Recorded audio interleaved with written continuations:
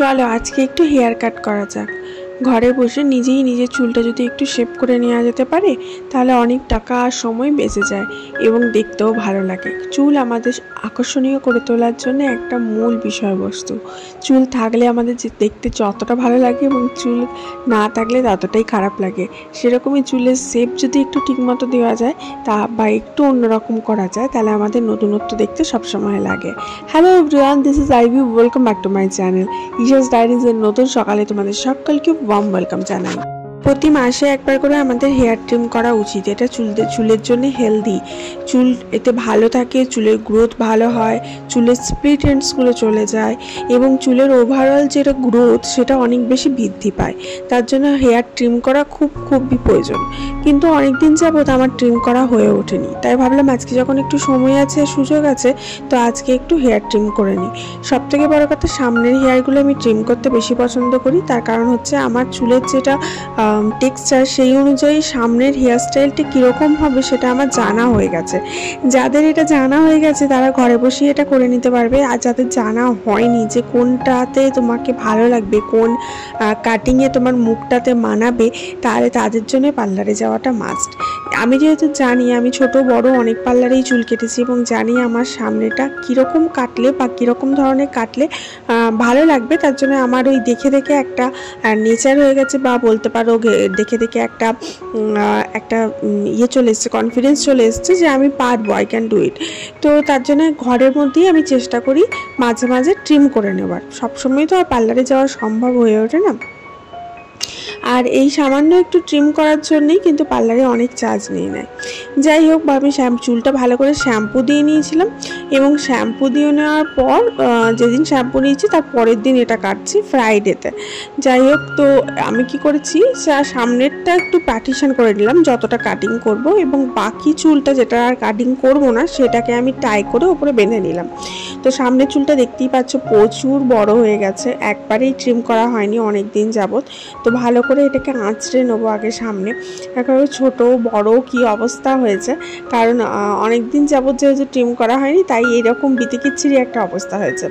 এবার মাঝখান থেকে এরকম পার্টিশন করে নিতে হবে। মাঝখান থেকে পার্টিশন করে নেওয়ার পর আমি যেটা দেখাচ্ছি সেটা একটু লেয়ার টাইপের গোছের বলতে পারো। সামনেটা যে লেয়ার অনেকেই করে, ম্যাক্সিমাম জনই করে থাকে। এরপরে সামনের পোর্শনটাতে একটা পার্টিশন করে নিলাম, কারণ এবারে আমি 2 ভাগে কাটবো ঠিক করেছি, 3 ভাগে কাটবো না। এর আগের বারে আমি যেটা কাটিংটা করেছিলাম তোমাদের সাথে শেয়ার করেছিলাম, সেটা আমি 3 ভাগে কাটিং করেছিলাম। সামনের হেয়ারটাকে 3টে লেয়ার দিয়েছিলাম। ঠিক আছে, 3টে লেয়ার দিলেও দেখতে ভালো লাগে, 2টো লেয়ার দিলেও দেখতে ভালো লাগে। তো ভাবলাম আগের বারে যখন 3টে লেয়ার তোমাদেরকে কেটে দেখিয়েছি, এবারে 2টো লেয়ারে হেয়ার স্টাইলটা কেমন হবে সেটা তোমাদের সাথে শেয়ার করি। তো সামনের যেটা পোর্শন যেটা আমি নিচ্ছি, এটা আমি নাক অবধি কাটবো। তো এটা ভি শেপে আমি ডিভাইড করেছি, দেখতে পাচ্ছ ওপরটা আমার যে শীতেটা সেটা কিন্তু ভি শেপ। তোমাকে ভি শেপে ডিভাইড না করলে কিন্তু তোমার পার্টিকুলার আসবে না যেটা তুমি চাইছো। এবং তারপরে যতটা তুমি কাটবে, এবার তুমি নাক অবধি নাও কাটতে পারো। এই যে ভি শেপটা দেখতে পাচ্ছ, এটা কিন্তু এরকম ভি শেপ করেই তোমাকে আঁচড়াতে হবে। দেন যতটা তুমি কাটবে, নাক অবধি কাটতে পারো, একটু ছোট আর একটু ছোট করতে পারো নাকের একটু ওপর অবধি, বা একটু বড় করতে পারো ঠোঁট অবধি করতে পারো। যতটা কাটবে ততটা এইভাবে পেঁচিয়ে নিয়ে একটা ছোট্ট গাটার লাগিয়ে নেবে। ট্রাস্ট মি, এইভাবে যদি ঘরে চুলটা কাটো একদম পারফেক্ট কাটা হবে, অ্যাজ ইট ইজ পার্লারের মতো।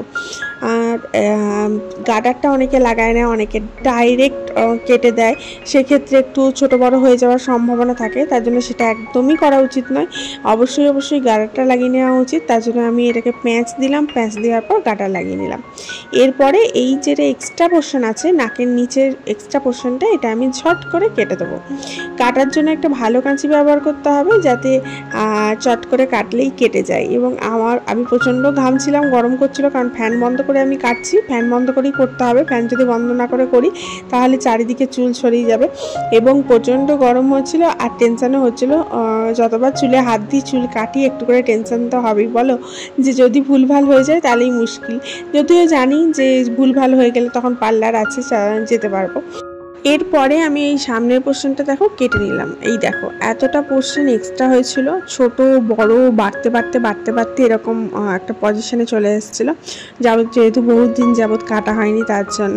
আর এই যে পোর্শনটা কেটে দিলাম, এরপরে এটা আমি কিন্তু খুলবো না এখন, এটা যেমন আছে তেমনই রেখে দেবো। এরপরে যেটা সেকেন্ড লেয়ার আমি কাটবো সেটাকে এবার ফিক্সড করে নেবো। সেম প্রসিডিওরে ভালোভাবে আঁচড়ে নেবো, আঁচড়ে নিয়ে যতটা পোর্শন আমি কাটবো ততটুকু আমি গাটার দিয়ে কিন্তু টাই করে নেবো। এটারও অবস্থা খুব খারাপ, দেখতেই পাচ্ছ ছোট বড় হয়ে আছে। যাই হোক, এরপরে এই যে পোর্শনটা আছে দেখো গোটাটাকে আমি ধরলাম, ধরে এবার এইটাকে আমি কাটবো থুতুনি অবধি, আমার চিন অবধি।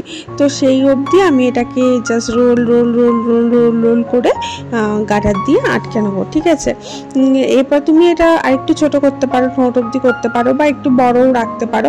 আমার চিন অবধি রাখার অর্থ হচ্ছে যাতে আমি কানের মধ্যে দিলে কানের মধ্যে আটকে থাকে আর কি। আর যদি চিন থেকে একটু ছোট করে দিই, ঠোঁট অবধি করে দিই, তাহলে কিন্তু কানে অনেক সময় ধরে না, কান থেকে বেরিয়ে চলে আসে। তো এই পোর্শনটা একটু কানের পেছনে গেলে সুবিধা হয়, তার জন্য আমি এটাকে চিন অবধি রাখলাম। এরপরে এই যে গাটার রাখলাম, বাস এরপরে এই পোর্শনটা আমি টুক করে কেটে নেবো, তাহলেই কিন্তু আমার সমান হয়ে যাবে। এই যে দেখো, এবারে এখানে কিন্তু দেখতে একটু অসুবিধা হয় যারা নিজে নিজে কাটে, তার জন্য তাদেরকে একটু মেজারমেন্ট সম্বন্ধে জ্ঞান থাকতে হবে এবং একটু নিজের ওপর কনফিডেন্সটা থাকতে হবে। এই দেখো এই পোর্শনটা আমি কেটে দিলাম। এরপরে তোমাদেরকে দেখাবো খুলে যে কীরকম লাগছে, কীরকমভাবে কাটা হলো, ঠিকঠাক কাটা হলো কিনা, ঠিকঠাক দেখা যাচ্ছে কিনা। এরপরে চলো হেয়ার ইট ইজ, এবার আমরা খুলি এগুলোকে, ঠিক আছে। জয়গুরু জয়গুরু জয়গুরুর নাম নিয়ে তারপরে খুলবো। আর প্রচণ্ড গরম করছে, এগুলো খোলার পর যদি ঠিক থাকে তারপরে আমি ফ্যানটা চালাবো। এগুলো করে নিই। আর নিচে একটা আমি নিউজ পেপার পেতে নিয়েছি, যার উপরে চুলগুলো রাখি। আর এই চুলগুলো যেখানে সেখানে ফেলি না, জলে দিয়ে দিই নিউজ পেপারে মুড়ে, ঠিক আছে। যে কোনো জিনিস তুমি যেখানে সেখানে না ফেলে জলে দিয়ে দেওয়াটাই কিন্তু বুদ্ধিমানের কাজ। যাই হোক, এরপরে দেখো চুলটা হয়ে গেছে মোটামুটি, কিন্তু এদিকে একটা এক্সট্রা একটু বেরিয়ে গেছে, তো সেইটাকে আমাকে আবার একটু কেটে নিতে হবে। এটাই যা, এই দেখো এইটা তোমরা দেখে বুঝতে পারবে না, ক্যামেরায় ধরা পড়ছে না, কিন্তু আমি যেহেতু আঁচড়াচ্ছিলাম সেহেতু আমার হাতে ধরা পড়েছে একটি চুল। যাই হোক, তো সেটাকে এইভাবে কেটে একটু অ্যাডজাস্ট করে নিলাম। তার জন্যই ভালোভাবে আঁচড়াতে হয়। চুল কাটার আগে এবং চুল কাটার পরে ভালোভাবে কম্বিং করতে হবে যাতে চুলটা ভালোভাবে সেট হয়। And then here it is, এবার এটাকে সেট করব, তাহলেই বোঝা যাবে যে চুলটা ঠিক আছে কিনা। যাই হোক, আমার উপর তো কনফিডেন্স আছে, এবার তোমরা দেখো যে কেমন লাগছে। চুলটা আমি বিভিন্ন রকম স্টাইলে তোমাদেরকে করে দেখাচ্ছি, জাস্ট ওয়েট, যে কী রকম স্টাইলে কীরকম লাগবে, মানে বাঁধলে কীরকম লাগবে, খুললে কীরকম লাগবে, বা স্টাইল করলেই বা কীরকম লাগবে। তো আমি যেহেতু সাইডে শীতে করি সেই অনুযায়ী দেখাচ্ছি, মাঝখানে শীতে আমি খুব একটা করি না, তবুও তোমাদের জন্য চলো মাঝখানটাও একবার দেখিয়ে দেবো। তো খারাপ হয়নি, ভালোই লাগছে, আমি তো খুব স্যাটিসফাই, আমার বেশ পছন্দ হয়েছে। আমি ফ্যানটা চালিয়ে আসি, তারপর তোমাদের স্টাইলটা করে দেখাচ্ছি। চলো এবারে ফ্যানটা চলেছে, এতক্ষণ একটু শান্তি, এত গরম করছিল। তোমরা কিন্তু চটাপট একটা লাইক করে দিও আর ভিডিওটা একটু শেয়ার করে দিও, আর অবশ্যই অবশ্যই চ্যানেলটা সাবস্ক্রাইব করে পাশে থেকো এরকম ভিডিও আরও দেখার জন্যে। এখন আমি চুলটা খুলে দেখাচ্ছি। চুলটা খুলে দেখো, সামনের চুলগুলো একটু ছোট লাগছে, কিন্তু খুব বেশি ছোট লাগছে না, মানে মেস হয়নি, ব্যাপারটা বেশ সুন্দর লাগছে এবং সাজান্ত হয়েছে, দুটো চুল বেশ মিক্স হয়ে গেছে। এই যে দেখো সামনের পোর্শনটা কেটেছি, সামনেটা একটু ছোট, তারপর লেয়ার অনুযায়ী একটু বড়, আর তারপর একটা আরও বড়।